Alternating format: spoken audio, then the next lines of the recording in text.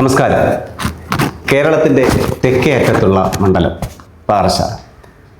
രാഷ്ട്രീയ ഗതിവിഗതികൾക്ക് ഇടം കൊടുക്കാതെ എന്നും ജനങ്ങൾക്കൊപ്പം നിന്ന് പ്രവർത്തിക്കുന്ന, ജനങ്ങളുടെ ഏറ്റവും പ്രിയപ്പെട്ടവരെ മാത്രം നിയമസഭയിലേക്ക് അയക്കുന്ന പാരമ്പര്യമുള്ള മണ്ഡലം. ഇവിടെ 3-ാം അംഗത്തിനിറങ്ങുന്ന CK ഹരീന്ദ്രൻ ഞങ്ങളോടൊപ്പം ചേരുന്നു. അദ്ദേഹം നിലവിലെ MLA ആണ്. സാർ, കന്നി അംഗത്തിന് ആദ്യമായി എത്തിയ 2016 ഒരു 18,566 വോട്ടിൻ്റെ ഭൂരിപക്ഷത്തിൽ ജനങ്ങൾ സ്വീകരിച്ചു. രണ്ടാം തവണ മത്സരിച്ചപ്പോഴും അങ്ങയുടെ ഭൂരിപക്ഷം 25,000-ന് മുകളിലോട്ടെത്തി. 3-ാം അംഗത്തിന്, അതായത് ഹാട്രിക് വിജയം സ്വന്തമാക്കാൻ ഇറങ്ങുന്ന അങ്ങേക്ക് ഇത്തവണ തികഞ്ഞ ആത്മവിശ്വാസമുണ്ടോ? തീർച്ചയായും കഴിഞ്ഞ പ്രാവശ്യം എനിക്ക് ലഭിച്ചതിനേക്കാൾ ഭൂരിപക്ഷം ഈ തെരഞ്ഞെടുപ്പിൽ എനിക്ക് കിട്ടുമെന്നുള്ള ശക്തമായ അഭിപ്രായമാണ് എനിക്കുള്ളത്. ഈ വിവാദങ്ങൾക്കൊന്നും ഇടം കിട്ടാത്ത ഒരു മണ്ഡലമാണ് പാറശാല മണ്ഡലം. വികസനത്തിന് ഏറെ മുന്നിലാണ്. പക്ഷേ MLAക്ക് സ്വന്തമായി ഒരു ഓഫീസില്ല എന്നൊരു പരാതി മണ്ഡലത്തിൽ എങ്ങനെ ഉണ്ട് എന്നുള്ളത് എൻ്റെ വാസ്തവം എന്താണ്? മണ്ഡലത്തിൽ ഓഫീസില്ലെന്ന് ആരാണ് പറഞ്ഞത്? യഥാർത്ഥത്തിൽ ആവശ്യമില്ലാത്ത ഒരു വിവാദമാണത്. ഒരു മണ്ഡലത്തിൽ സാധാരണഗതിയിൽ ഒരു ഓഫീസാണ് എല്ലാവരും സംഘടിപ്പിക്കാറുള്ളത്. എനിക്കാണെങ്കിൽ 2 ഓഫീസുകളുണ്ട്. ഒന്ന് പാറശാലയിലും മറ്റൊന്ന് വെള്ളറടയിലും. ഈ മണ്ഡലത്തിൻ്റെ ഒരു ഘടന പരിശോധിച്ചാൽ ഈ മണ്ഡലത്തിൻ്റെ സ്ട്രക്ചറിനനുസരിച്ച് ആളുകൾക്ക് സേവനം ഉറപ്പാക്കുക എന്നതായിരുന്നു എൻ്റെ ലക്ഷ്യം. ഏകദേശം കുഴുത്തറയാറിൻ്റെ മേൽ മുതൽ പരുത്തിപ്പള്ളി വരെ തമിഴ്നാട് ബോർഡർ കൂടെ പങ്കിട്ട് സ്ഥിതി ചെയ്യുന്ന ഈ മണ്ഡലത്തിൻ്റെ ഒരു സ്വഭാവം പരിശോധിച്ചാൽ ആളുകൾക്ക് വരാൻ കഴിയുന്ന നിലയിലാണ് 2 സ്ഥലത്തും 2 ഓഫീസുകൾ പ്രവർത്തിക്കുന്നത്.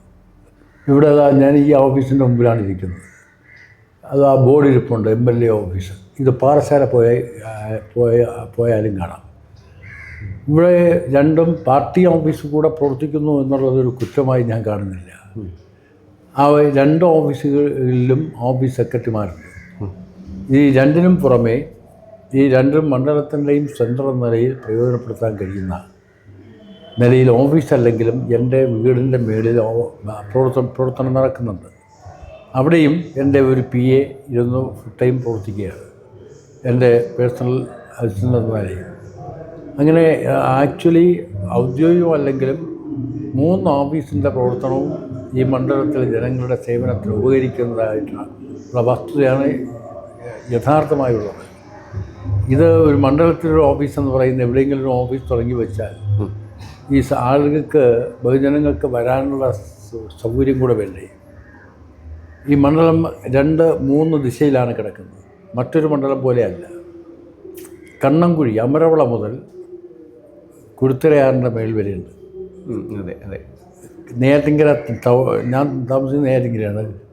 പിന്നെ കണ്ണംകുഴി എന്ന് പറയുന്ന സ്ഥലം നിങ്ങൾക്കറിയാം, അമരവള. അവിടെ മുതൽ ആരംഭിക്കുന്ന എൻ്റെ മണ്ഡലം വെള്ളറട ഓഫീസ് തുടങ്ങിയാൽ പാറശാലക്കാർക്കും അമരവളക്കാർക്കും വരാൻ സൗകര്യമായിരിക്കുമോ? ഇല്ല ഇല്ല. കള്ളിക്കാട്, പാറശാല തുടങ്ങിയാൽ കള്ളിക്കാട് മുതൽ കിടക്കുന്ന പരുത്തിപ്പുഴി മുതൽ ഉള്ള ആളുകൾക്ക് പാറശാല എന്ന് പറഞ്ഞാൽ ഈ മണ്ഡലത്തിൻ്റെ എൻഡാണ്. അതെ അതെ. അതുകൊണ്ടാണ് ഞാൻ 2 ഓഫീസുകൾ തുറന്ന് ഫംഗ്ഷൻ ചെയ്യിപ്പിക്കുന്നത്.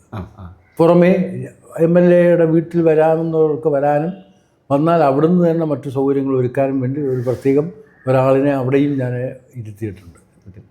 രാവിലെ വരുന്നവർക്ക് എന്നെയും കാണാം സൗകര്യമായി.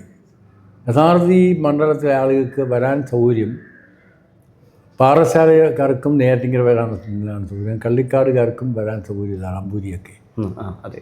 അപ്പോൾ ഇതിന് ഫലപ്രദമായിട്ടുള്ള ഓഫീസുകൾ 3 ആക്ച്വലി പ്രവർത്തിക്കുന്നു എന്നുള്ളതാണ് യാഥാർത്ഥ്യം.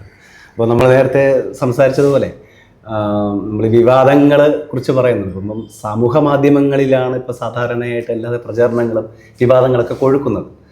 അപ്പോൾ ഒരു വനിതാ ഉദ്യോഗസ്ഥയെ അപമര്യാദയെ പെരുമാറി, അങ്ങനെ അവരെ അതിക്രമിച്ചു, അങ്ങനെ ഒരു രീതിയിലുള്ള ഒരു വീഡിയോ സോഷ്യൽ മീഡിയയിൽ പ്രചരിക്കുന്നത് വൻപറ്റ രീതിയിൽ, അതിൻ്റെ വസ്തുത എന്താണ്? അവിടെ അത് വസ്തുതകൾ അറിഞ്ഞുകൂടാതെ പ്രചരിപ്പിക്കുന്നതാണ്. അതിലെന്തോ രാഷ്ട്രീയ താല്പര്യമുണ്ടെന്നാണ് ഞാൻ കരുതുന്നത്. ഞാൻ ജനപക്ഷത്ത് നിന്നുകൊണ്ടാണ് ഒരു ഡെപ്യൂട്ടി കളക്ടറായിരുന്നവരോട് ദേഷ്യപ്പെട്ട് സംസാരിച്ചത്. ഒരു ക്വാറിയിൽ ജോലി ചെയ്ത് നിൽക്കെ 2 ആളുകൾ മരണപ്പെടുന്നു. മരണപ്പെട്ടതിനെ തുടർന്ന് അടിയന്തരമായും ഗവൺമെൻറ് ശ്രദ്ധ കൊണ്ടുവരാൻ ഞാൻ ശ്രമിച്ചു. ജില്ലാ കളക്ടറുമായി ബന്ധപ്പെട്ടു. ഒന്ന് വാസുകിയായിരുന്നു ജില്ലാ കളക്ടർ. അതെ, വിവരം അറിയിച്ചു. വാസുകി കളക്ടർ തഹസീൽദാരെ വിളിച്ചിട്ട് പിന്നെ അന്നത്തെ ഈ ദുരന്ത നിവാരണ സമിതിയുടെ ചുമതല കൊടുത്തിരുന്നതാണ് ഈ വിജയ എന്ന ഡെപ്യൂട്ടി കളക്ടർ.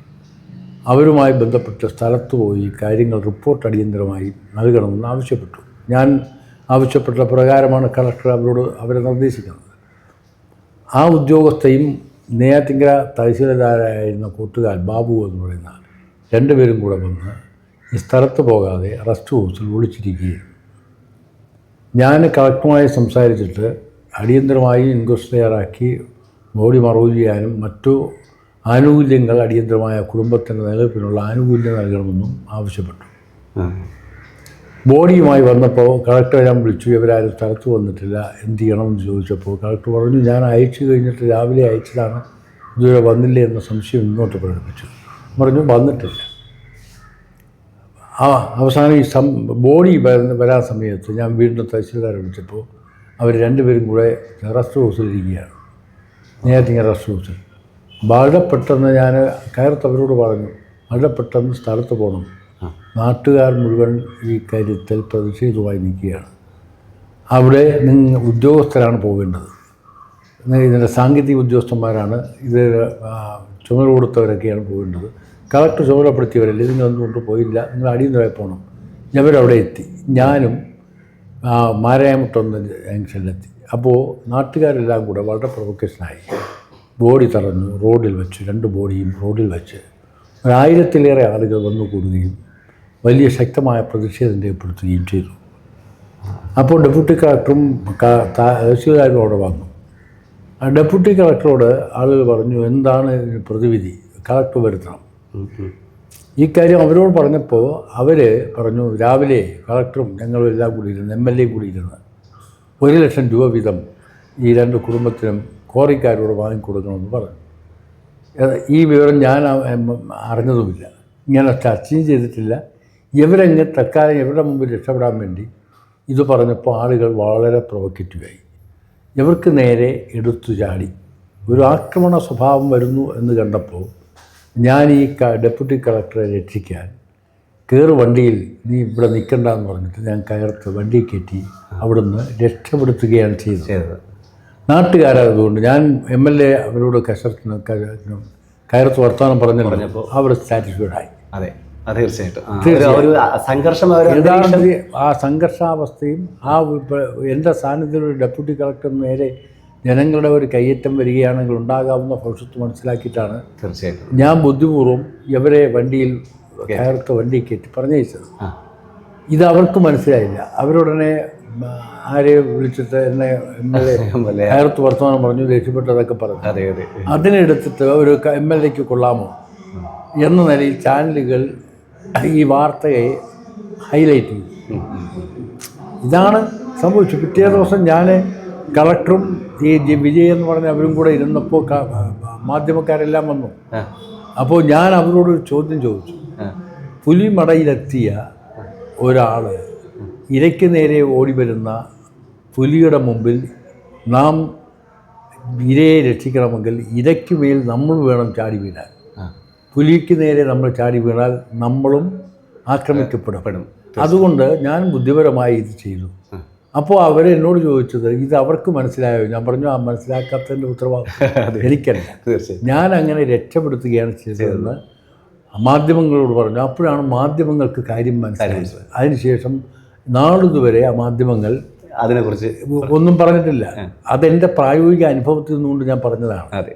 യഥാർത്ഥത്തിൽ ആ സംഘർഷം അന്ന് ഒഴിവാക്കാൻ വേണ്ടിയും വലിയ കുഴപ്പങ്ങളിലേക്ക് പോകാതിരിക്കാൻ ഞാൻ യഥാർത്ഥത്തിൽ ഒരു നിലപാട് സ്വീകരിച്ചു എന്നുള്ളത് മാത്രമാണ്. മാത്രമല്ല, അതിനുശേഷം ഞാൻ ഈ കോറിക്കാരെ എല്ലാം വിളിച്ച് കളക്ടർ സ്ഥാനത്തിൽ ചർച്ച ചെയ്ത് ഒരു കുടുംബത്തിന് 40 ലക്ഷം രൂപയാണ് ഈ രണ്ട് കുടുംബത്തിനായി കോമ്പൻസേഷൻ വാങ്ങിക്കൊടുത്ത് രണ്ട് കുടുംബത്തിനും കൊടുത്ത് അവർ സുരക്ഷിതമായി ഇന്ന് ജീവിക്കുന്നു എന്ന യാഥാർത്ഥ്യം എന്നെ ആക്ഷേപിക്കുന്നവർ മനസ്സിലാക്കുന്നു. തെരഞ്ഞെടുപ്പ് സമയമായപ്പോൾ ഞാൻ കയർത്ത് വർത്തമാനം പറഞ്ഞു എന്നൊക്കെ പറഞ്ഞിട്ട് മര്യാദയ്ക്ക് പെരുമാറാൻ അറിഞ്ഞുകൂടാ എന്നൊക്കെ പറഞ്ഞിട്ടൊരു പ്രചരണം സംഘടിപ്പിച്ചു വിടാൻ ശ്രമിക്കുന്നുണ്ട്. ഞാൻ പറഞ്ഞത് ആ പ്രശ്നത്തിന് പരിഹാരം കണ്ടെത്താനാണ്, അത് ഊതി വീർപ്പിക്കാനല്ല. ഉണ്ടായ സംഭവത്തിൽ നിന്ന് സമൂഹത്തെ രക്ഷിക്കാനാണ് ഞാൻ പരിശ്രമിച്ചത്. വികസനങ്ങളെ ഇല്ലാതെയാക്കാൻ അല്ലെങ്കിൽ വികസനങ്ങളെ ചർച്ച ചെയ്യപ്പെടാതെ വിവാദങ്ങൾ ചർച്ച ചെയ്യപ്പെടാൻ വേണ്ടിയിട്ടാണ് നേരത്തെ പറഞ്ഞ ആ ഒരു വിഷയമുണ്ടായത്. അപ്പോൾ അതുപോലെ തന്നെ ഇവിടെ പാറശാല മണ്ഡലത്തിൽ നമ്മുടെ കുമ്പിച്ചക്കടവ് പാലം, ആ പാലം പിന്നെ കുറച്ച് റോഡുകൾ മാത്രമാണ്, അത്രയും വികസനങ്ങൾ മാത്രമേ ചെയ്തിട്ടുള്ളൂ എന്നൊരു ആരോപണം ഈ പ്രതിപക്ഷം അല്ലെങ്കിൽ ഓപ്പോസിറ്റ് നിൽക്കുന്ന ആളുകൾ ഇങ്ങനെ ഈ ഇലക്ഷൻ സമയത്ത് പ്രചരിപ്പിക്കുന്നുണ്ട്. അത് എങ്ങനെയാണ് കാണുന്നത്? അവരുടെ വികസനത്തോടുള്ള അവരുടെ കാഴ്ചപ്പാടാണ് യഥാർത്ഥത്തിൽ വികലമായിട്ടുള്ളത്. വികസനത്തോട് ഇടതുപക്ഷ ഗവൺമെൻറ്റിനും അതിൽ അംഗമായിട്ടുള്ള എനിക്കും ഉള്ള വികസന കാഴ്ചപ്പാട് ഒരുപക്ഷെ ഞങ്ങളെ എതിർക്കുന്നവർക്കുണ്ടായെന്ന് വരില്ല. ഒരു പ്രദേശത്തിൻ്റെ വികസന സാധ്യതകളെ മനുഷ്യ നന്മയ്ക്കും മനുഷ്യജീവിതത്തിനും എത്രമാത്രം പ്രയോജനപ്പെടുത്താൻ കഴിയുന്നു എന്നതിനെ ആശ്രയിച്ചാണ് വികസനം നമ്മുടെ സ്വപ്നതുല്യമാവുന്നത്, ജീവിതത്തെ സ്വാധീനിക്കുന്നത്. പാറശാല മണ്ഡലത്തിൽ 2016 അവസ്ഥ എന്തായിരുന്നു? റോഡുകൾ ഏതെങ്കിലും ഉണ്ടായിരുന്നു? BMBC നിലവാരത്തിലുള്ള റോഡുകളുണ്ടോ? പരമാവധി ഒരു കഷ്ടിച്ചൊരു 15 കിലോമീറ്റർ മാത്രമാണ് ഉണ്ടായിരുന്നത്. ഞാൻ വളരെ അപൂർവം 1-2 റോഡുകളുടെ കഷ്ണം, ചെറിയ റോഡുകളുടെ കഷ്ണം ഒഴികെ മറ്റുള്ള എല്ലാ റോഡുകളും 200 കിലോമീറ്ററിലേറെ റോഡുകൾ ആധുനിക രീതിയിൽ നിർമ്മാണം പൂർത്തീകരിച്ച റോഡുകളാണ്, BMBC നിലവാരത്തിലുള്ള റോഡുകളാണ്. അത് ഏതാനും റോഡുകളുടെ നവീകരണം എന്ന നിലയിൽ കണ്ടാൽ മതിയോ? ഒരു നാടിൻ്റെ അടിസ്ഥാന പശ്ചാത്തല സൗകര്യം ഒരുക്കുന്നത് വഴിയാണ് വികസനം ആ പ്രദേശത്ത് കൊണ്ടുവരാൻ കഴിയുന്നത്. അപ്പോൾ യാത്ര, പൊതുഗതാഗതം, ഈ രണ്ടു കാര്യങ്ങളിലും ശ്രദ്ധ പതിപ്പിക്കുന്നത് ഒരു നാടിൻ്റെ വികസന സാധ്യതകളെ ഭാവിയിൽ കണ്ടുകൊണ്ടുള്ളതാണ്, ഒരു കരുതലാണ്. ആദ്യം വേണ്ടത് അങ്ങനെയാണ്. ആ റോഡുകളുടെ നിർമ്മാണം നടത്തിയത് യഥാർത്ഥത്തിൽ ഒരു വികസനം, ഭാവിയിൽ ഉണ്ടാകാൻ പോകുന്ന വികസനത്തിൻ്റെ അടിസ്ഥാനം ഒരുക്കി തീർക്കുക എന്നുള്ളതാണ്. അതിന് ഞാൻ അടിത്തറയിട്ടു. 2, പാലം എന്നത് ഈ പല ഒറ്റപ്പെട്ടു പോയ ഗ്രാമങ്ങളെ കൂട്ടിയോജിപ്പിക്കലാണ്. ഇക്കരക്കരയിൽ താമസിക്കുന്നവരുടെ ജീവിതക്രമവും അക്കരക്കരയിൽ താമസിക്കുന്നവരുടെ ജീവിതക്രമവും 2ആണ്. നമ്മളെപ്പോഴും മനുഷ്യ സമൂഹം ജനപദങ്ങളായി മാറുമ്പോഴാണ് ഒരു പുതിയ സംസ്കാരം രൂപപ്പെടുന്നത്. കൂട്ടായ ജീവിതത്തിലൂടെയാണ് എക്കാലവും ലോകത്ത് വളർച്ച കൈവരിക്കാൻ കഴിഞ്ഞിട്ടുള്ളത്. ഒറ്റപ്പെട്ട് ജീവിക്കുന്ന മനുഷ്യന് സമൂഹത്തിൻ്റെ വളർച്ചയിൽ വലിയ പങ്കുവഹിക്കാനാവില്ല. ഇവിടെയും ഞാൻ കണ്ടത് ഒരു ഗോത്രവർഗ മേഖലയിൽ അവരുടെ കുറ്റം കൊണ്ടല്ലാതെ ഒറ്റപ്പെട്ടു പോയിട്ടുള്ള ജനവിഭാഗം, ഒരു വലിയ ജനസമൂഹത്തിന് കുടിവെള്ളം, ജലസേചനം ആവശ്യാനുസൃതം വിതരണം ചെയ്യാൻ കഴിയുന്ന ഒരു നെയ്യാർ ഡാം പണിതതിൻ്റെ ഭാഗമായി ആ കരയ്ക്ക് അക്കരെയായിപ്പോയിട്ടുള്ളവർ ഉൾവനങ്ങളിൽ അകപ്പെട്ടു പോയി.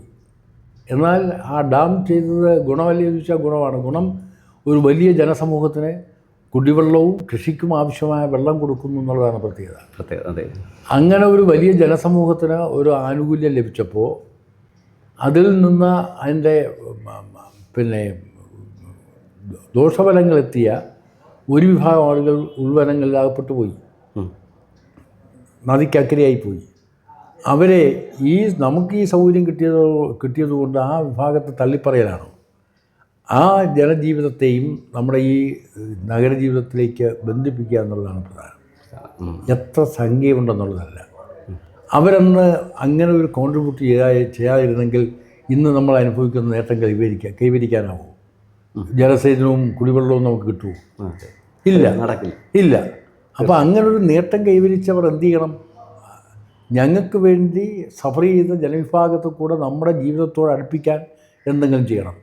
6 പതിറ്റാണ്ടായി ആരും ചെയ്തില്ല. ഞാൻ വന്നു അത് ചെയ്തു. എൻ്റെ മനസ്സിൽ തോന്നിയതാണ്. അതിൽ ഞാൻ സന്തോഷിക്കുന്നു, ആഹ്ലാദിക്കുന്നു. ഇനി അത്രയും ചെയ്തുള്ളൂ എന്ന് പറയുന്നത് വില കുറച്ച് കാണലാണ്. സാധിച്ചുള്ളൂ, അതിൽ അത്രേ ചെയ്തു എന്ന് ചെയ്തിട്ടുള്ളൂ, വേറൊന്നും ചെയ്തില്ല എന്ന് പറയുന്നത് ഇതിനെ കുറച്ച് കാണിക്കലാണ്. ഈ മഹത്തരമായ നേട്ടം കുറച്ച് കാണിക്കലാണ്. അപ്പോൾ ആ വിഭാഗത്തോട് ഇന്നും അവർ എന്നെ ആക്ഷേപിക്കുന്നത് വഴി ആ വിഭാഗത്തെ ആക്ഷേപിക്കുകയാണ്. എനിക്ക് വെള്ളവും കുടിവെള്ളവും കൃഷിക്കാവശ്യമായ വെള്ളവും തരാൻ സഫർ ചെയ്ത ഒരു വിഭാഗത്തിന് ഞാൻ നിർമ്മിച്ചു കൊടുത്തൊരു പാലം, എല്ലാ നിയമ തടസ്സങ്ങളും കടമ്പകളും കടന്ന് നിർമ്മിച്ചു കൊടുത്തൊരു പാലം മാത്രമേ വന്നുള്ളൂ, അതൊരു വലിയ കാര്യമല്ല എന്ന് പറയുന്നത് ഒരു ജനസമൂഹത്തെ ആകെ നമ്മെ തീറ്റിപ്പൊച്ചാൽ സഫർ ചെയ്ത ഒരു ജനവിഭാഗത്തെ ആക്ഷേപിക്കുകയാണ്. എന്നെയല്ല ആക്ഷേപിക്കുന്നത്. ആ ഒരു പ്രയത്നത്തെ ആ ഒരു ഇതിൽ കാണുന്നില്ല, വില കുറച്ച് കാണിക്കുന്നു എന്നാണ് എൻ്റെ അനുമാനം. അപ്പോൾ ഇവർ നാളെ സൈഡ് ലൈൻ ചെയ്തു പോയിട്ടുള്ളവരോട് ഈ അവഗണനയാണ് കാണിക്കുന്നതെങ്കിൽ ഈ സാധാരണക്കാരുടെ ജീവിതത്തോട് ഇവർക്ക് എന്തെങ്കിലും താല്പര്യമുണ്ടോ? ശരിയാണ്. അതുപോലെ തന്നെ ഇപ്പോൾ പറഞ്ഞു വന്നതുപോലെ അങ്ങയുടെ ഒരു ഏറ്റവും പ്രധാനപ്പെട്ട ഒരു പദ്ധതിയായിരുന്നു കിഴക്കമ്മല കുടിവെള്ള പദ്ധതി. ഇപ്പോൾ ഈ നേരത്തെ പറഞ്ഞതുപോലെ തന്നെ അപ്പം ആ പദ്ധതിയും വെറുതെ ഉദ്ഘാടനം ചെയ്തു, ജലവിതരണം കാര്യക്ഷമമല്ല എന്നൊരു ആരോപണം ഈ ഭാഗത്ത് ഉയരുന്നുണ്ട്. അതിനെക്കുറിച്ച് എന്താണ്? കിഴക്കമ്മല പദ്ധതി ആരംഭിക്കുന്നത് പെരിങ്കടവിള, ആര്യങ്കോട് ഗ്രാമപഞ്ചായത്തുകളിലെ കുടിവെള്ളക്ഷാമം പരിഹരിക്കാൻ വേണ്ടിയാണ് പൂർണ്ണമായും. അവിടെ 2 പഞ്ചായത്തിൽ നിലവിലുണ്ടായിരുന്ന ഒന്ന് മൂന്നാറ്റുമുക്ക് കുടിവെള്ള പദ്ധതിയും പഴമല കുടിവെള്ള പദ്ധതിയുമാണ്.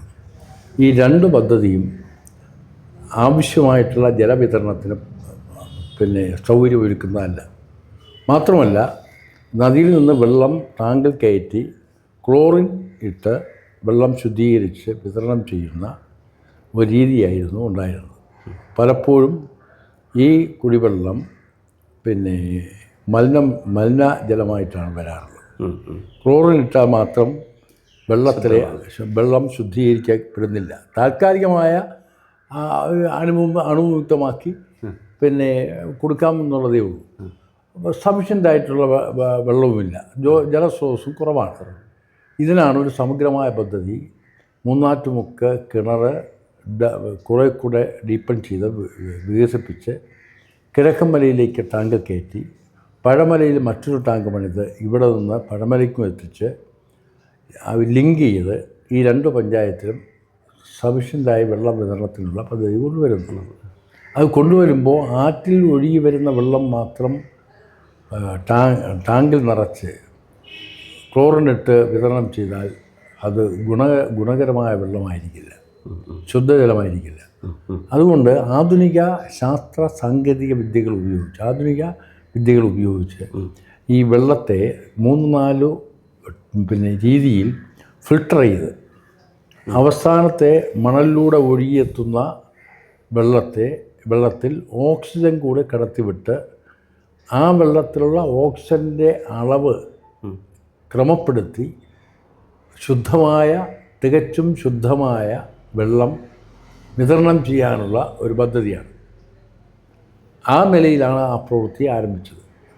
യഥാർത്ഥത്തിൽ ആ പ്ലാന്റ് കമ്മീഷൻ ചെയ്തു എന്ന് മാത്രം. കമ്മീഷൻ ചെയ്യലാണ് നമ്മൾ ഉദ്ഘാടനം നടത്തിയത്. കമ്മീഷൻ ചെയ്തതിന് ശേഷം നിലവിലുണ്ടായിരുന്ന പല ഈ കുടിവെള്ള പൈപ്പ് ലൈനും പൂർണ്ണമായും ഈ വെള്ളം തുറന്നു വിട്ടാൽ പോകുന്ന വെള്ളത്തെ ഉൾക്കൊള്ളാൻ കഴിയുന്ന പൈപ്പുകളാണോ എന്ന് നോക്കണം. പലയിടങ്ങളിലും ക്രോസ് ചെക്ക് ചെയ്യേണ്ടതുണ്ട്, ചിലത് മാറ്റിയിടേണ്ടതായി വരും. ആ പ്രോസസ്സ് ഇപ്പോഴും നടക്കുകയാണ്. ഒരു പ്ലാന്റ് കമ്മീഷൻ ചെയ്താൽ സമ്പൂർണ്ണമായി വെള്ളം കിട്ടുമെന്ന് ജനങ്ങളെ ധരിപ്പിക്കുന്നതിന് വേണ്ടിയാണ് ഈ വിവാദം ഉണ്ടാക്കാൻ ശ്രമിക്കുന്നത്. അപ്പോൾ സ്ഥായിയായിട്ടുള്ളൊരു പ്ലാന്റ് വന്നു.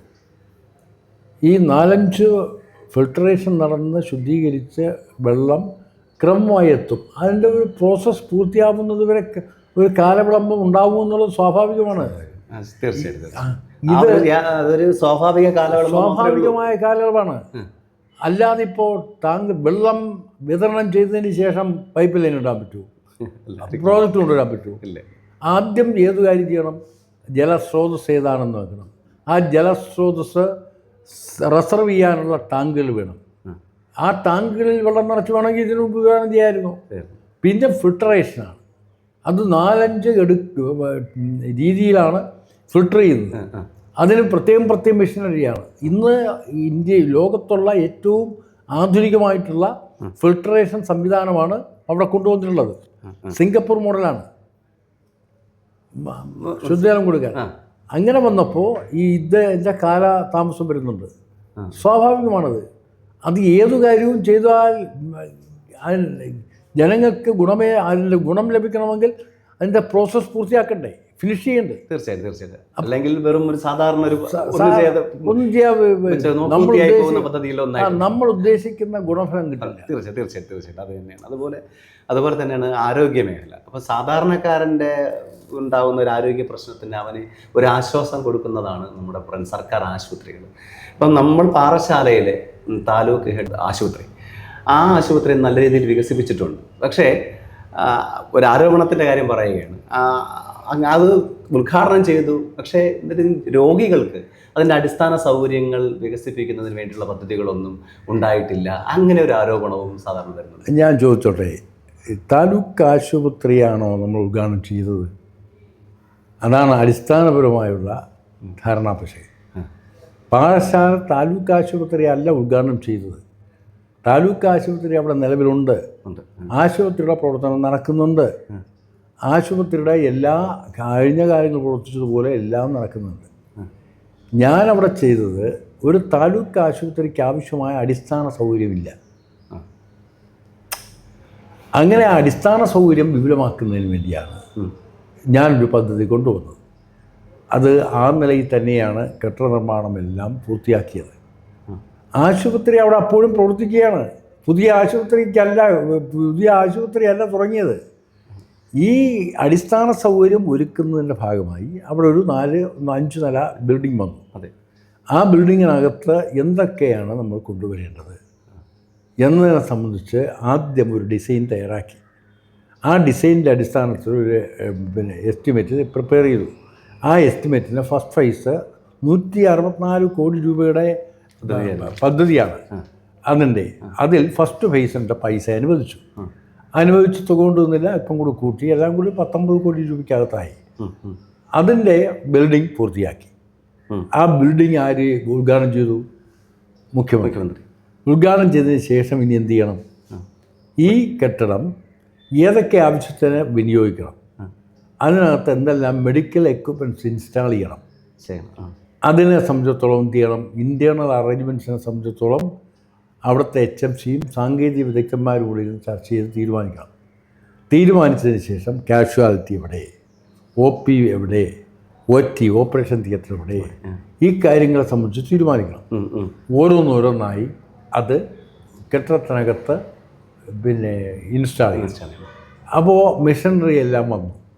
എല്ലാം കൊണ്ട് ഇവിടെ വയ്ക്കാൻ പറ്റുമോ? പ്രദർശന വസ്തുക്കളായി വയ്ക്കാൻ പറ്റും. ഇത് വല്ലതും തുറന്നിട്ടാൽ അല്ലെങ്കിൽ തുറന്നിടാത്തതാണെങ്കിൽ പോലും ഈ വരുന്ന മെഡിക്കൽ എക്യുപ്മെൻറ്റ്സ് തന്നെ AC റൂമിൽ ഇരിക്കേണ്ടതുണ്ട്. തീർച്ചയായിട്ടും. അതെല്ലാം കൊണ്ട് നമ്മൾ പലയിടത്തായി സ്റ്റോക്ക് ചെയ്യിപ്പിച്ചു, AC റൂമുകൾ കേടുപാട് വരാതിരിക്കാൻ. പിന്നെ അതെല്ലാം നമ്മൾ കെട്ടിടം വന്നതിന് ശേഷമല്ലേ പറ്റൂ. കെട്ടിടം വന്നു ഒന്നൊന്നായി. ഇപ്പോൾ കാഷ്വാലിറ്റി നിങ്ങൾ നോക്കിയാൽ അറിയാം, OP നോക്കിയാൽ അറിയാം. അവിടെ 3 നോർമൽ തിയേറ്ററാണ് പ്രപ്പോസ് ചെയ്തിരുന്നതും അതിലുണ്ടായിരുന്നു. അതിൽ 1 മോഡുലാർ തിയേറ്റർ, ബാക്കി 2 നോർമൽ. അപ്പോൾ നോക്കുമ്പോൾ തിരുവനന്തപുരത്ത് മെഡിക്കൽ കോളേജിലെ സൂപ്പർ സ്പെഷ്യാലിറ്റിയിലുള്ള OT ഓപ്പറേഷൻ തിയേറ്റർ മോഡുലാർ തിയേറ്ററിനല്ല. അപ്പോൾ ആ മോഡുലാർ തിയേറ്ററിൽ ഒന്ന് പ്രധാനമായും ഇൻഫെക്ഷൻ വരില്ല. അത് ഉറപ്പാക്കിക്കൊണ്ടാണ് ഈ മോഡേണായിട്ടുള്ള എക്യുപ്മെൻറ്റ്സ് ഓപ്പറേഷനോ സർജറിക്കോ ഉപയോഗിക്കുന്ന സാധനം പിന്നെ പോയി ചെന്നത് മറ്റേത് അണുവിമുക്തമാക്കാൻ പ്രത്യേകം നോക്കേണ്ടതില്ല. അതിന് തന്നെ സംവിധാനങ്ങളുണ്ട്. അങ്ങനെ ഏറ്റവും മോഡേണായിട്ടുള്ള മോഡുലാർ തിയേറ്ററാക്കി 3നെയും മാറ്റുക എന്ന ലക്ഷ്യം വെച്ചുകൊണ്ട് ഞാനൊരു ഇടപെടൽ നടത്തി. അങ്ങനെ വന്നപ്പോൾ അത് ഡിലേ വന്നു. കെട്ടിട നിർമ്മാണത്തിന് ശേഷമാണ് അതിന് അപ്രൂവൽ കിട്ടിയത്. അപ്പോൾ എന്ത് ചെയ്യുന്നു, നോർമൽ തിയേറ്ററുകൾ ഇപ്പോൾ അത് ഒഴിവാക്കി. അവിടെ ഒഴിവാക്കി. 3 മോഡുലാർ തിയേറ്ററാവുന്നു. അപ്പോൾ ആധുനിക സൗകര്യങ്ങൾ ഈ കെട്ടിടം വെച്ചിട്ടല്ലേ ചെയ്യാൻ പറ്റൂ. തീർച്ചയായിട്ടും. നേരത്തെ മോഡുലാർ തിയേറ്റർ പണിയാൻ പറ്റൂ, ഇല്ല. അല്ലെങ്കിൽ OT നേരത്തെ ചെയ്ത് വയ്ക്കാൻ പറ്റുമോ? കാഷ്വാലിറ്റിയിൽ ഓക്സിജനും മറ്റു സിലിണ്ടറും അതും ഇതുമൊക്കെ വേണം. അത് കെട്ടിടം ഉദ്ഘാടനം ചെയ്യുന്നതിന് മുമ്പ് കൊണ്ടുവയ്ക്കാൻ പറ്റുമോ? ഇത് അവർക്കറിയാം. പക്ഷേ അതാണ് ഞാൻ പറഞ്ഞത്. ഇത് ആളുകളിൽ ഒരു തെറ്റിദ്ധാരണ ഉണ്ടാക്കാൻ വേണ്ടി ഇത് ഒന്നൊന്നായാലും ചെയ്യാൻ പറ്റൂ. ഇത് എല്ലാവരെയും കൂടെ ബോധ്യപ്പെടുത്താനുള്ള കാര്യമാണിത്. അതെ. ഇതാ വന്നു, എല്ലാ സാധനവും ഇതാ നിറച്ചിട്ടുണ്ടെന്ന് പറഞ്ഞിട്ട് പോകാനുള്ളതാണ്. അല്ല, ഒരിക്കലുമല്ല. ആധുനിക ചികിത്സാ രീതി നമ്മൾ കാണുന്ന നിലയിലേക്ക് കൊണ്ടുവരണമെങ്കിൽ അത് ക്രമമായേ ചെയ്യാൻ പറ്റൂ. അതിനൊരു സിസ്റ്റമുണ്ട്, ഇതിനു വേണ്ടി ഒരു മെക്കാനിസമുണ്ട്. അത് സയൻറ്റിഫിക്കാണ്. ആ സയൻറ്റിഫിക്കായിട്ടുള്ള സിസ്റ്റം അനുസരിച്ച് മാത്രമേ ഒരു ഫംഗ്ഷൻ ചെയ്യിപ്പിക്കാൻ പറ്റൂ.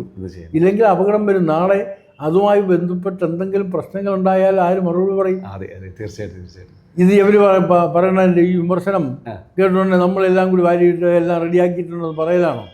അങ്ങനെ വിവാദങ്ങൾ വഴിക്ക് അങ്ങ് പൊയ്ക്കോളൂ. നമുക്ക് നാട്ടിലെ ജനനന്മയാണ് പ്രശ്നം. ആ വിവാദങ്ങളിൽ കുരുക്കിയിടുക എന്നുള്ളതല്ല. അവരുടെ ലക്ഷ്യം വിവാദങ്ങളിൽ കുരുക്കിയിട്ടതിനെ തമസ്കരിക്കുക എന്നുള്ളതാണ്. എൻ്റെ ലക്ഷ്യം ഇത് ജനങ്ങൾക്ക് ഉപകാരപ്രദമാക്കുക എന്നുള്ളതാണ്. അപ്പം അതാണ് ആ കാര്യത്തെ സംബന്ധിച്ച് പറയാനുള്ളത്. അതോടൊപ്പം ഈ ആശുപത്രി നവീകരിച്ചതിൻ്റെ ആശുപത്രിയുടെ ഈ കെട്ടിടം വന്നത് നവീകരിച്ചതിൻ്റെ ഭാഗമായി ഓപ്പറേഷൻ തിയേറ്ററിൽ അതുപോലെ അത് പ്രവർത്തിപ്പിക്കാനും ആവശ്യമായിട്ടുള്ള ഇലക്ട്രിസിറ്റി വേണം. അതെ.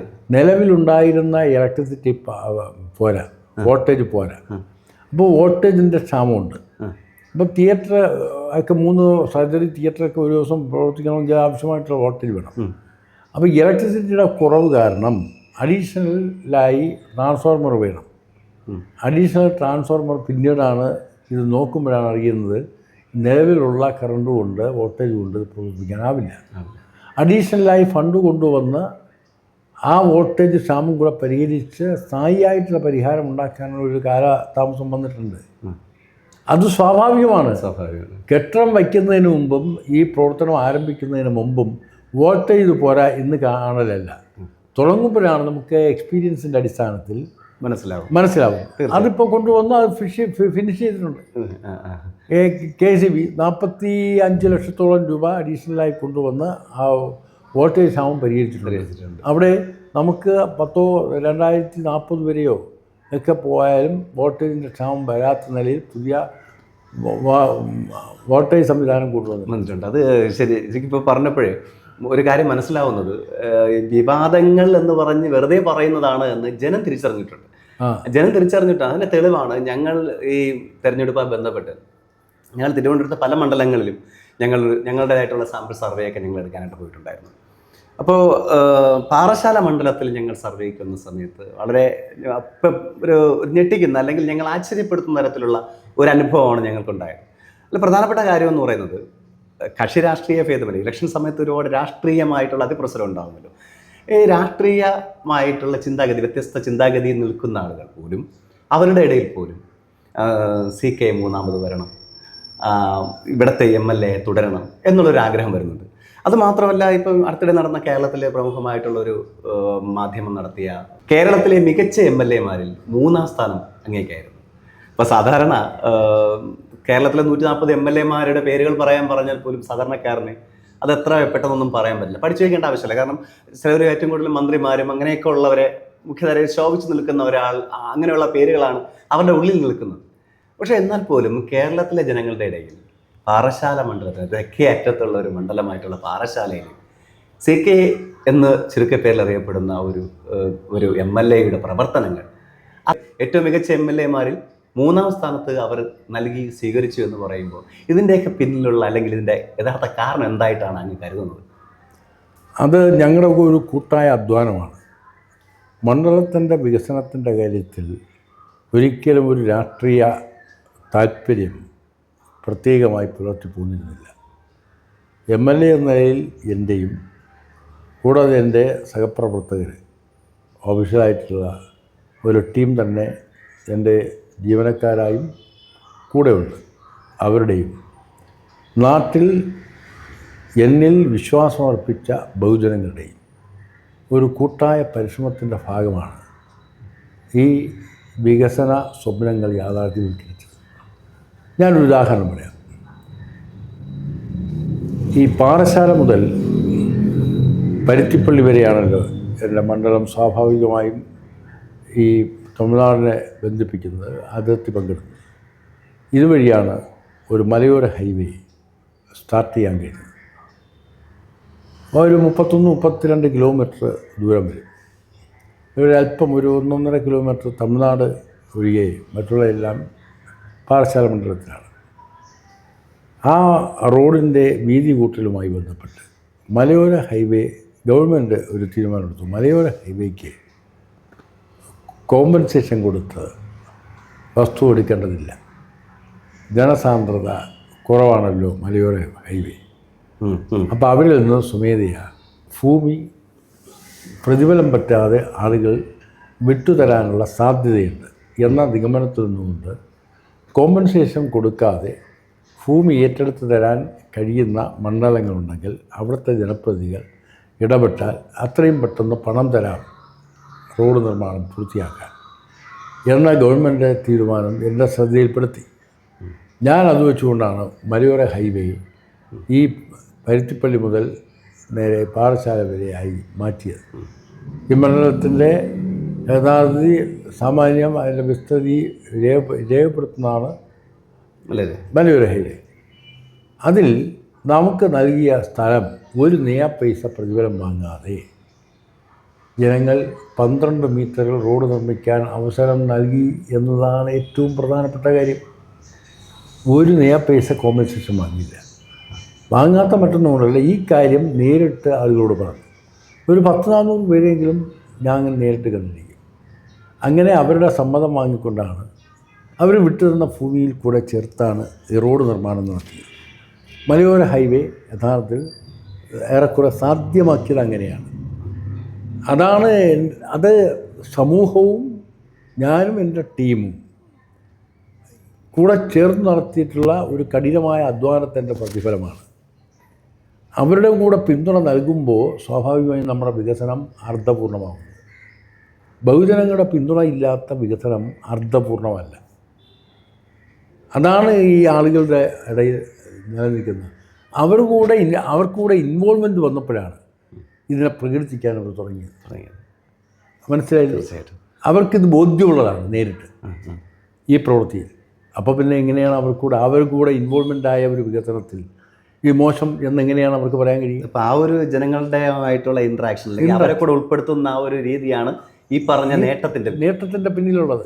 അപ്പോൾ അതുപോലെ തന്നെ ഇവിടെ ഈ മണ്ഡലത്തിലെ പ്രധാനപ്പെട്ട ഒരു ടൂറിസ്റ്റ് കേന്ദ്രമായി മാറുന്ന ഒന്നാണ് നെയ്യാർ ഡാം. അവിടുത്തെ ടൂറിസ്റ്റ് മേഖല പരമാവധി പ്രയോജനപ്പെടുത്താൻ നമുക്ക് സാധിച്ചിട്ടുണ്ട്. നെയ്യാർ ഡാം ടൂറിസം എന്ന് പറയുന്നത് ചില കൺസെപ്റ്റിൻ്റെ അടിസ്ഥാനത്തിലാണ് ചില വിമർശനങ്ങൾ ഉയർന്നു വരുന്നത്. പണ്ട് അവിടുത്തെ നെയ്യാർ ഡാമിൻ്റെ ഒരു മനോഹാരിത എന്ന് വെച്ചാൽ ഇവിടെ അങ്ങനെയൊന്നും നമ്മൾ കണ്ടിട്ടില്ല. നല്ല ഗാർഡൻ, നല്ല സ്തൂപങ്ങൾ, പിന്നെ ആരും കണ്ടിട്ടില്ലാത്ത നിലയിലുള്ള സൗന്ദര്യം അവിടെ നിലനിന്നിരുന്നു. പ്രകൃതി സൗന്ദര്യവും നിലനിന്നിരുന്നു. അവർക്കന്നൊരു എല്ലാവർക്കും കടന്നു വരാൻ പറ്റിയ ഒരു ടൂറിസ്റ്റ് സെൻ്ററായിരുന്നു. പ്രത്യേകിച്ച് കുട്ടികളിൽ, വിദ്യാർത്ഥികളിൽ, യുവാക്കളിൽ.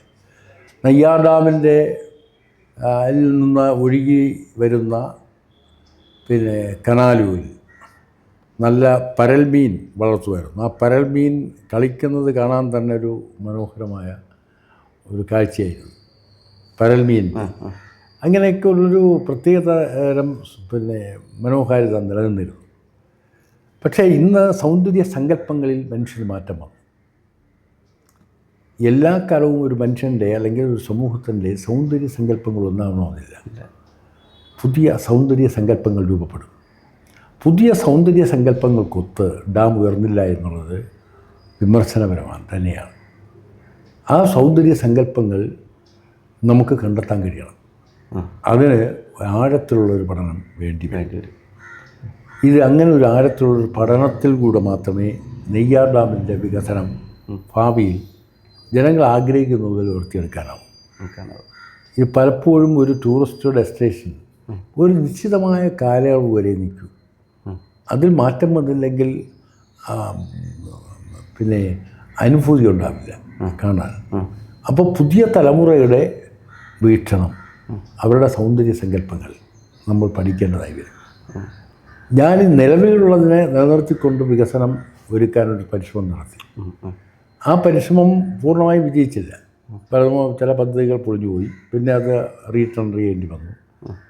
അതൊക്കെ വന്നു. ഒരു ചിൽഡ്രൻസ് പാർക്ക്, ഒരു ഗാർഡൻ, ഒരു കുളം, ഇതൊക്കെ അന്നുണ്ടായിരുന്നു. അത് നമ്മൾ കുറച്ച് റെനോവേറ്റ് ചെയ്തെടുത്തു.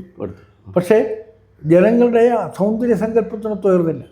പഴയ സൗന്ദര്യ സങ്കല്പത്തിൽ നിൽക്കുകയാണ്. ഇത് നമ്മൾ അപ്ഡേറ്റ് ചെയ്യണം പുതിയ സൗന്ദര്യ സങ്കല്പത്തിനനുസരിച്ച്. ഇനി അവിടെ വേണ്ടത് വേറെ ചിലതാണ്. അത് നമ്മൾ ഡിസ്കഷൻ നടത്തിക്കൊണ്ടിരിക്കുകയാണ് പലരുമായി. അല്ലാതെ നമ്മൾ ഈ തൽക്കാലം പഴയതിനെ ഒന്ന് പുനരുജ്ജീവിപ്പിച്ചാൽ മാത്രം നിൽക്കുന്നതല്ല. അല്ലല്ല, അത് അന്നത്തെ സാഹചര്യത്തിൽ അത് ആവശ്യമാണ്. ഭാവി പദ്ധതികളിൽ അതുണ്ടാവും. ഉണ്ട്, തീർച്ചയായും ഉണ്ടാകും. നെയ്യാർ ഡാമിൻ്റെ വികസന സാധ്യത പുതിയ തലമുറയുടെ സൗന്ദര്യ സങ്കല്പത്തിനനുസൃതമായിരിക്കണം എന്ന് നിർബന്ധമുണ്ട്. അത് അതിൻ്റെ ഒരു പഠനം നടത്തേണ്ടതായിരിക്കും. അതെന്തൊക്കെ ആവാം എന്നതിനെ സംബന്ധിച്ച് ആലോചിക്കണം. ഒന്ന്, ഡാം സേഫ്റ്റിയുടെ അനുമതി കിട്ടണം. അതൊക്കെ ആ സൗന്ദര്യ സങ്കല്പത്തിനൊത്ത് നെയ്യാർ ഡാം വികസിപ്പിക്കാൻ. അതിപ്പോൾ ഡാം സേഫ്റ്റി എന്ന് പറയുന്നത് സെൻട്രൽ ഗവൺമെൻറ് കയ്യിലാണ്. പാരിസ്ഥിതിക മന്ത്രാലയമുണ്ട്. അപ്പോൾ അവരുമായി ആലോചിക്കണം. കാര്യം ഇപ്പോൾ മലയോര മേഖലയിലും പഴയ കാലാവസ്ഥയല്ല. അപ്പോൾ പാരിസ്ഥിതിക പ്രശ്നങ്ങളെ കൂടെ അഭിമുഖീകരിച്ചുകൊണ്ട് മാത്രമേ ഈ ഉദ്ദേശിക്കുന്ന ഒരു ടൂറിസ്റ്റ് ഡെസ്റ്റിനേഷനെ ഭാവിയിലും സ്ഥായിയായി നടത്താനാവും. അപ്പോൾ അതിനുള്ള ഒരു പഠനം നന്നായി നടത്തണം അവിടെ. ഇപ്പം പ്രതീക്ഷിക്കാത്ത നിലയിലുള്ള വെള്ളപ്പൊക്കം വരുന്നു. ഉൾവനങ്ങളിൽ എത്രമാത്രം മഴ പെയ്യുമെന്ന് ഒരു കാലത്ത് നമ്മൾ കരുതിയിരുന്നില്ല. ചില സന്ദർഭങ്ങളിൽ ഉൾവനങ്ങളിൽ നല്ല മഴ പെയ്യും. അതൊക്കെ പ്രശ്നങ്ങളാണ്. അപ്പോൾ പാരിസ്ഥിതിക പ്രശ്നങ്ങൾ കൂടെ ഉണ്ട്. അതിനനുസരിച്ച് ഇവിടെ ഡാം സേഫ്റ്റിയുമായി ബന്ധപ്പെട്ട് കേന്ദ്ര ഗവൺമെൻറ് അനുമതി വാങ്ങിയിട്ട് ഡാമിനെ അപ്ഡേറ്റ് ചെയ്യണം എന്നുള്ളതാണ് ഞങ്ങൾ ആലോചിക്കുന്നത്. അതിനുള്ള ഒരു പ്രാദേശികമായ ചർച്ച നടന്നു. ഇനി ഞാൻ ജയിച്ചു വന്നാൽ നിശ്ചയമായും അങ്ങനെ ഒരു വിപുലമായിട്ടുള്ള ഒരു, ഈ സാധാരണ പറയുമല്ലോ കോൺക്ലേവ് എന്ന് പറയുന്നത്, ടൂറിസവുമായി ബന്ധപ്പെട്ടും അതൊരു ചർച്ച നമുക്ക് നടത്തണം. അത് പല ആളുകളെയും, ടൂറിസത്തിൽ ഏറ്റവും കൂടുതൽ ആധുനികമായ കോൺട്രിബ്യൂഷൻ തരാൻ കഴിയുന്ന ടെക്നോക്രാറ്റുകളെ നമുക്ക് കൊണ്ടുവരേണ്ടി വരും. കൊണ്ടുവന്നൊരു ഡിസ്കഷൻ നടത്തിയിട്ട് വേണം നെയ്യാർ ഡാമിനെ പരിഷ്കരിക്കാൻ. ഈ മലമ്പുഴ മോഡൽ ജില്ലാ കളക്ടർ ചെയർമാനായിക്കൊണ്ടുള്ള ഒരു ബഹുജനങ്ങളുടെയും ജനപ്രതിനിധികളുടെയും കൂടെ പങ്കാളിത്തത്തോടു കൂടി അവിടെ നിന്ന് കിട്ടുന്ന ടൂറിസം വഴി ലഭിക്കുന്ന വരവിനെ നമ്മൾ അവിടെ പരിപാലനത്തിന് വേണ്ടി ചെലവഴിക്കുന്നത് എത്ര ശതമാനം, അവിടെ തൊഴിലാളികൾക്ക് കൊടുക്കുന്ന ശമ്പളത്തിന് വേണ്ടി എത്ര മാറ്റിവെക്കണം, ഇങ്ങനെ തുടങ്ങിയിട്ടുള്ള കാര്യങ്ങൾ ചർച്ച ചെയ്ത് നടപ്പിലാക്കുന്ന പദ്ധതിയുണ്ട് മലമ്പുഴ. അതിനെക്കുറിച്ച് ഒരിക്കൽ നമ്മൾ ഈ കാര്യങ്ങൾ ഗവൺമെൻറ് തലത്തിൽ ചർച്ച ചെയ്തിരുന്നു. അത് ഇന്നത്തെ സാഹചര്യത്തിൽ അത്രയും ഒരു വരുമാനം അവിടെ വരുന്നില്ല. അത് ഭാവിയിൽ ഇതെല്ലാം രൂപപ്പെടുമ്പോൾ സ്വാഭാവികമായും നെയ്യാർ ഡാം ഡെവലപ്മെൻറ്റ് അതോറിറ്റി എന്ന നിലയിൽ രൂപീകരിച്ച് കളക്ടർക്കും ജനപ്രതിനിധികൾക്കും, അതാണ് ഞാൻ പറഞ്ഞ ഇൻവോൾവ്മെൻറ്റ് ജനപ്രതിനിധികൾക്കും ജനങ്ങൾക്കും വരണം. എന്നാൽ മാത്രമേ ഒരു അവരുടേതിൽ കൂടെ ആണെന്നുള്ളൊരു ബോധ്യം ജനങ്ങൾക്ക് വരുമ്പോൾ സ്വാഭാവിക പരിപാലിക്കാൻ ജനങ്ങൾ തന്നെ രംഗത്ത് വരും. അത് നമുക്ക് വിജയകരമായി പൂർത്തീകരിക്കാൻ കഴിയുമെന്നാണ് പ്രതീക്ഷിക്കുന്നത്. പാറശാല മണ്ഡലത്തിൽ ഇപ്പം തെരഞ്ഞെടുപ്പുമായിട്ട് ബന്ധപ്പെട്ടിട്ടുള്ള പ്രവർത്തനങ്ങളൊക്കെ ഉണ്ട്. ഭാവിയിൽ പാറശാല മണ്ഡലത്തിൻ്റെ പ്രതീക്ഷകൾ എന്താണ് ഭാവിയിൽ ആഗ്രഹിക്കുന്നത്? ഒന്ന്, ഈ തമിഴ്നാടുമായി ബന്ധപ്പെടുന്നൊരു അതിർത്തി മണ്ഡലം എന്ന നിലയിൽ തമിഴ്നാടുമായി ബന്ധപ്പെട്ടുള്ള വാണിജ്യ ലോജിസ്റ്റിക് സംവിധാനം നമുക്ക് മെച്ചപ്പെടുത്തേണ്ടതായിട്ടുണ്ട്. അതുവഴി വ്യവസായ സംരംഭങ്ങൾക്ക് സാധ്യതയുള്ളൊരു മേഖല കൂടെയാണ് ഒരു പ്രധാനപ്പെട്ട. രണ്ട്, വിദ്യാഭ്യാസ രംഗത്ത് നമ്മുടെ വിദ്യാഭ്യാസം, മെച്ചപ്പെട്ട വിദ്യാഭ്യാസമാണ് ഏറ്റവും കൂടുതൽ സാങ്കേതിക വിദ്യ കൂടെ ഉപയോഗപ്പെടുത്താൻ പറ്റിയ നിലയിൽ വിദ്യാഭ്യാസത്തെ സമഗ്രമായി പരിഷ്കരിക്കണം. തൊഴിൽ സാധ്യത അന്വേഷിച്ച് നമ്മുടെ യുവസമൂഹം വിദേശ രാജ്യങ്ങളിലേക്ക് പോകുന്നു, തൊഴിലിടങ്ങളിലേക്ക്. അതുകൊണ്ട് ഇവിടെ തന്നെ തൊഴിലിടങ്ങൾ കണ്ടുപിടിക്കാനുള്ള ആധുനിക സൗകര്യങ്ങൾ ഒരുക്കണം. ഇന്ന് നമ്മുടെ മുന്നിൽ ഉയർന്നു വന്നിട്ടുള്ള അല്ലെങ്കിൽ തുറന്നു തന്നിട്ടുള്ള ആർട്ടിഫിഷ്യൽ ഇൻ്റലിജൻസ് പോലെ IT മേഖലയിലെ വിവിധ വളർച്ചയെയും നമുക്ക് ഇവിടെ തൊഴിലിടങ്ങൾ സൃഷ്ടിക്കാൻ കഴിയണം. വിദ്യാഭ്യാസം ആർജിക്കൽ മാത്രമല്ല, വിദ്യാഭ്യാസം ആർജിക്കുന്നതിലൂടെ പുതിയ ഒരു ലോകക്രമം സൃഷ്ടിക്കാനുള്ള പദ്ധതി കൂടെ വിദ്യാഭ്യാസ രംഗത്ത് കൊണ്ടുവരണം. എല്ലാം ഗവേഷണങ്ങൾക്കും പ്രാധാന്യം നൽകുന്നതാവണം. ഇപ്പോൾ വിദ്യാഭ്യാസം റൊട്ടീനായി ഒരു സിലബസിൻ്റെ അടിസ്ഥാനത്തിൽ പഠിച്ചു വയ്ക്കലല്ല. അവർക്ക് ലഭിക്കുന്ന വിദ്യാഭ്യാസം വഴി ഉൽപ്പാദനക്ഷമത വർദ്ധിപ്പിക്കാൻ കഴിയുമോ എന്നുകൂടെ ആലോചിക്കേണ്ടതായിട്ടുണ്ട്. അതിന് വേണ്ടത് UP തലം മുതൽ ഈ ഇന്നൊവേഷൻ നമുക്ക് കുട്ടികളിൽ കൊണ്ടുവരാനുള്ള ശ്രദ്ധ നൽകണം. അങ്ങനെ വരുമ്പോൾ ഇവിടെ നിന്ന് വിദേശത്തേക്ക് തൊഴിൽ സാധ്യത ആരായുന്നവർക്ക് ഇവിടെ തന്നെ ദൃഷ്ടി പതിപ്പിക്കാൻ കഴിയണം. ഇവിടെ തന്നെ ഉണ്ട്, നിങ്ങളുടെ കരിയർ രൂപപ്പെടുത്താനും വിപുലമാക്കാനും ഇവിടെ തന്നെ തൊഴിൽ സാധ്യതയുണ്ട് എന്നവർക്ക് ചൂണ്ടിക്കാണിക്കാൻ കഴിയണം. അതിനുള്ള സാധ്യതകൾ രൂപപ്പെടുത്താനും വേണ്ട ചില പദ്ധതികൾ ഞാൻ ആരംഭിച്ചിട്ടുണ്ട്, അതിൻ്റെ അടിത്തറയിട്ടിട്ടുണ്ട്. ഇപ്പോൾ അതിൽ കാരക്കുണത്ത് ശ്രീ P. കുട്ടൻ സ്മാരക മന്ദിരത്തിൽ AI ഉപയോഗിച്ചുള്ള ക്ലാസുകൾ, സിവിൽ അക്കാഡമിയുടെ പരിശീലനം, പ്രാഥമികമായിട്ടുള്ള പ്രിലിമിനറി ക്ലാസുകൾ കൊടുക്കുന്ന സെൻറ്റർ, അതോടൊപ്പം തന്നെ ഈ നൈപുണ്യ വിദ്യാഭ്യാസ സ്കിൽ ഡെവലപ്മെൻറ്റുമായി ബന്ധപ്പെട്ട് ഇനി സ്കില്ലില്ലാതെ നിൽക്കാൻ പറ്റില്ല. ലോകത്ത് ആർക്കും തന്നെ ഏതെങ്കിലും നിലയിലുള്ള സ്കില്ല് വേണം. ആ സ്കിൽ ഡെവലപ്മെൻറ്റുമായി ബന്ധപ്പെട്ട് തന്നെ വളർന്നു വരുന്ന IT തുടങ്ങി എഞ്ചിനീയറിംഗ് മേഖലയിൽ നിന്ന് വരുന്നവർക്ക് പുതിയ തൊഴിലവസരം കിട്ടണം. ഇത് മാത്രമല്ല, കുടിൽ വ്യവസായങ്ങൾ എന്ന നിലയിൽ പണ്ട് നമ്മൾ അറിയപ്പെട്ടതുപോലെ ഒരു കാലത്ത് കുടിൽ വ്യവസായങ്ങൾക്കൊരു പ്രാധാന്യം നൽകിയിരുന്നു. കുടിൽ വ്യവസായങ്ങൾ ഉണ്ടായിരുന്നു. അതിൻ്റെ സ്ഥാനത്ത് ആധുനികമായിട്ടുള്ള നിർമ്മാണ വസ്തുക്കൾ ഉൽപ്പാദിപ്പിക്കാൻ കഴിയുന്ന നട്ട്, ബോട്ട്, അത് ഇത് എല്ലാം വീടുകളിൽ ഒരുക്കാൻ പറ്റിയ നിലയിലുള്ള സംവിധാനങ്ങൾക്ക് സൗകര്യമൊരുക്കണം. അത് നിശ്ചിത സമയത്തിനുള്ളിൽ കടന്നു വരാനുള്ള സൗകര്യം ഉണ്ടാവണം. അപ്പോൾ കള്ളിക്കാടൊരു ബ്രഹ്മോസിൻ്റെ എയറോസ്പേസ് ഇനി വികസന സാധ്യത ഭൂമിയിലല്ല. ഭൂമിയിലെ വികസന സാധ്യത ഒരു ഘട്ടം കൂടെ ഉയർന്നു വരും. അത് കഴിഞ്ഞാൽ ഈ പ്രകൃതിയിൽ ഇപ്പോൾ നമ്മൾ നോക്കുമ്പോൾ ഏകദേശം 812 കോടി ജനങ്ങൾ ജീവിക്കുന്ന ജീവജാലങ്ങൾ, ഏറ്റവും കൂടുതൽ ജീവജാലം എന്ന് പറയുന്നത് മനുഷ്യനാണ്. ഇത്രയും അംഗസംഖ്യയുള്ള ഒരു ജീവജാലവും ഭൂമുഖത്തില്ല, എല്ലായിടത്തും ഉണ്ട്. അവൻ്റെ അധ്വാനവും അവൻ്റെ ഉൽപ്പാദനക്ഷമതയും ഭൂമിയിൽ മാത്രം നടത്തിക്കൊണ്ടിരിക്കുകയാണ്. ഇനി ഭൂമിയിൽ പറ്റില്ല. ഇനി ഇതുപോലെ ഇതിനേക്കാൾ വിപുലമായിട്ടുള്ള ഒരു അന്തരീക്ഷമാണ് ലോകത്തുള്ളത്, ഈ അന്തരീക്ഷത്തിലുള്ളത്, പ്രകൃതിയിലുള്ളത്. അവയെ കൂടെ ഉൽപ്പാദനക്ഷമതയ്ക്കുള്ളൊരു വേദിയായി ഉപയോഗിക്കണം ഭാവിയിൽ. അപ്പോൾ ഇനിയുള്ള സാധ്യത ആർട്ടിഫിഷ്യൽ ഇൻ്റലിജൻസ് ഡെവലപ്പ് ചെയ്ത സാഹചര്യത്തിൽ എയറിൽ അഥവാ അന്തരീക്ഷത്തിൽ ഉൽപ്പാദനം വർദ്ധിപ്പിക്കാനുള്ള ഇടങ്ങളുണ്ടോ എന്നുള്ള കണ്ടുപിടുത്തങ്ങളിലേക്ക് നാം ഉയരണം. അങ്ങനെ വരുമ്പോൾ മനുഷ്യൻ്റെ അനന്തമായ സാധ്യതകളെ, വളർച്ചയുടെ അനന്തമായ സാധ്യതകളെ നമുക്ക് ഈ ഭൂമിയിൽ മാത്രമല്ല പ്രകൃതിയിലാകെ സമ്പത്ത് ഉൽപ്പാദിപ്പിക്കാൻ കഴിയുന്ന മേഖലയായി, അനന്ത സാധ്യതകളെ ഉപയോഗിക്കാൻ കഴിയുന്ന മേഖലകളായി മാറ്റാൻ കഴിയും. അപ്പോൾ അത് കഴിയണമെങ്കിൽ ആർട്ടിഫിഷ്യൽ ഇൻ്റലിജൻസിൻ്റെ ആവശ്യവും അനിവാര്യമായി മാറുന്നൊരു കാലഘട്ടത്തിലാണ് മനുഷ്യൻ ജീവിക്കാൻ പോകുന്നത്. അത് ഈ എയറിൽ മാത്രമല്ല, എല്ലാത്തിലും. അപ്പോൾ അതിനുള്ള സാധ്യതകളെ നമുക്ക് ആരായേണ്ടതുണ്ട്. അതിനുള്ള ഒരു തുടക്കമാണ് എയറോസ്പേസുമായി ബന്ധപ്പെട്ട് ഈ മിസൈൽ നിർമ്മാണ യൂണിറ്റുകൾ. ഇവിടെ തന്നെ ഗവേഷണവും പരീക്ഷണവും നടത്താം. അതിന് ടാലൻ്റായിട്ടുള്ള കുട്ടികളെ നമുക്ക് കിട്ടിയാൽ അവർക്ക് ഒരു വലിയ തൊഴിൽ സാധ്യതയുള്ളൊരു മേഖലയാണ്. അത് നമുക്ക് പ്രയോജനപ്പെടുത്താൻ കഴിയും. മറ്റൊന്ന് പാലുൽപാദനം. കേരളം വമ്പിച്ച നേട്ടം കൈവരിച്ച ഒരു സംസ്ഥാനമാണ്. അപ്പോൾ ഈ ഉൽപാദനവുമായി ബന്ധപ്പെട്ട് നമ്മൾ കാണുമ്പോൾ ഒന്ന് എവിടുന്നെല്ലാം സംസ്കരിക്കാൻ പറ്റിയ ഉൽപാദനം ഉണ്ടാക്കാൻ പറ്റുമോ അതെല്ലാം കണ്ടെത്തണം. അതെല്ലാം ഉപയോഗപ്പെടുത്തിക്കൊണ്ട് ഇപ്പോൾ പാല് മാത്രം കുടിക്കലല്ല നമ്മുടെ ജോലി. പാല് കൊണ്ട് എത്രയും ഇനം മൂല്യവർദ്ധിത വാല്യൂ ആഡഡ് പ്രോഡക്റ്റുകൾ ഉണ്ടാക്കാൻ പറ്റും. ഐസ്ക്രീം ഉണ്ടാക്കാൻ പറ്റും, എന്തെല്ലാം പ്രോഡക്റ്റുകൾ ഉണ്ടാക്കാൻ പറ്റും.